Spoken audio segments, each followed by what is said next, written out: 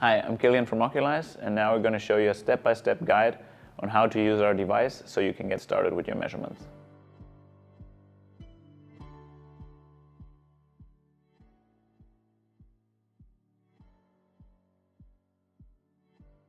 Now I'll be showing you how to use the Oculyze Fermentation Wine. Let's begin with dilution. This is what you'll need to make sure your yeast is well mixed.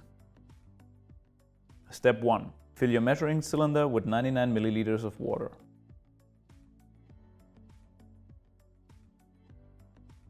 Step 2. Fill your Pasteur pipette with yeast to 1 milliliter.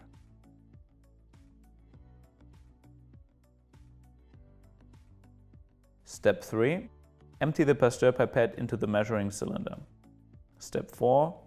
Run the solution in and out of the pipette 3 times to make sure it's completely empty. Step 5. Take the Pasteur pipette and stir a few times. Now it's diluted.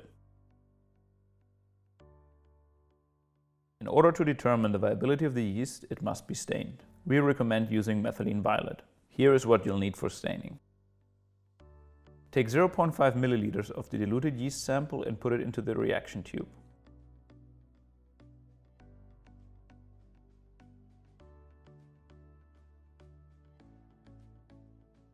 Then take 0.5 milliliters of methylene violet solution and put it into the same reaction tube.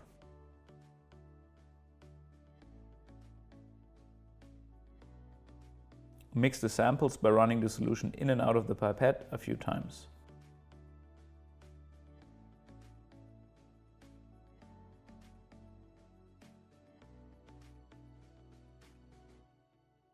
Now let's load the chamber.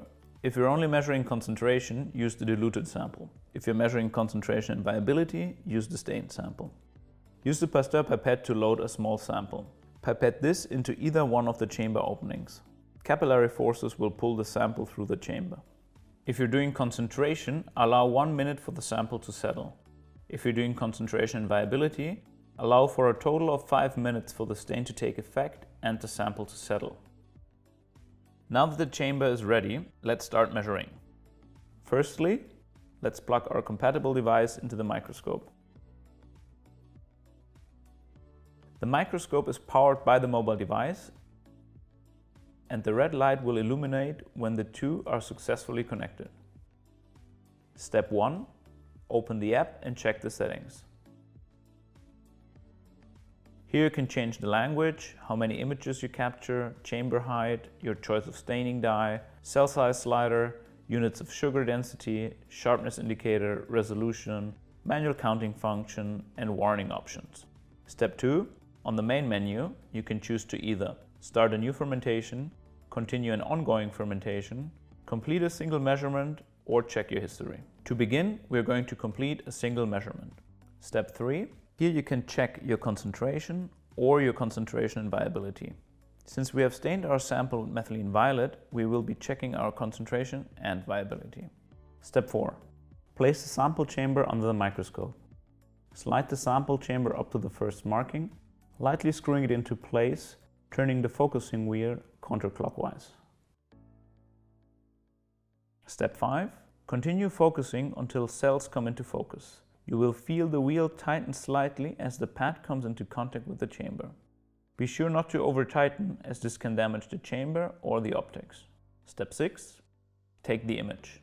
The sharpness indicator on the bottom left helps you to take optimally focused images. Aim for the highest number possible. This number will differ from image to image. Focused images should look like this. Step 7. Click Keep if you are happy with the image. Step 8. You must conduct this step 5 times. Turn the focusing wheel clockwise to release the chamber before moving into the next marking. Click Keep if you are happy with the image, each time moving the position of the chamber to the respective marking.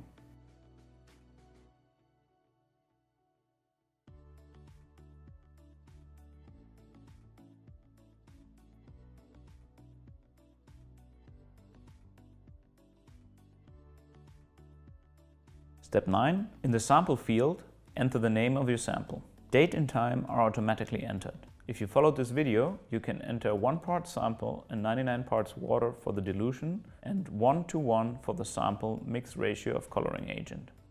If required, you can change your start date of fermentation. Include whatever you would like in the comment section. We recommend where the sample was taken from, the type of yeast, and the generation of yeast. Finally, press the Next Step button.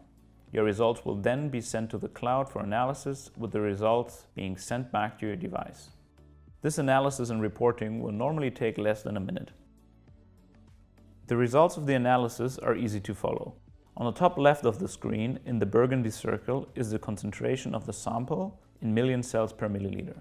In the tiny yellow circle is the percentage of cells that are budding. In the violet circle is the viability percentage. You can view the breakdown of the cells by size with the histogram, showing a distribution of the cell sizes in the sample. The burgundy bars indicate live cells, and the violet bars stacked on top show the distribution of dead cells. Scroll down further and you can see how the algorithm has identified the cells. The green cells are the living cells, the violet cells are dead, while the yellow color indicates budding cells. The pitch rate calculator is accessible through the gray arrow.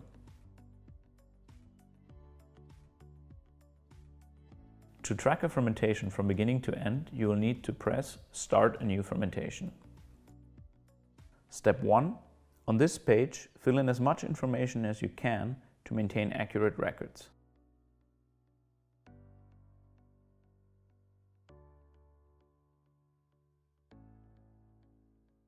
When completed, click the Done button. Your batch is now ready to be monitored. Step 2. To begin monitoring, click on Ongoing Fermentation. Then find the analysis you would like to continue tracking. Press the plus button. From here, it's like completing a single measurement. Complete the analysis like you normally would. You can continue adding analyses to your batch of fermenting wine until it has finished fermenting.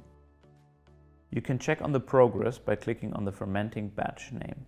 Here you can check on the progress of your concentration, your viability, and sugar density.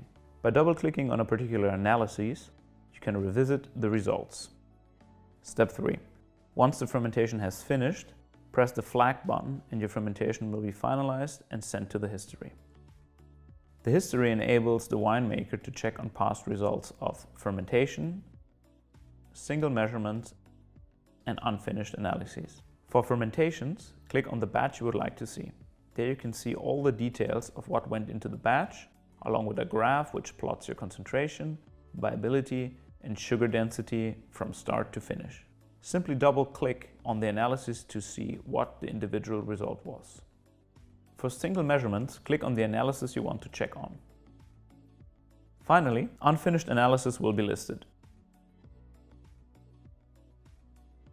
In order to guarantee optimal analysis, the chamber must be cleaned and dried immediately after each use. Step 1. Fill the syringe with distilled water. Step 2. Carefully rinse the chamber.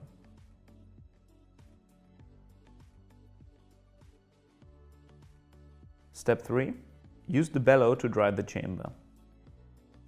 Carefully blow air through the chamber and optionally use a small piece of tissue or cotton swab at the end to collect excessive water.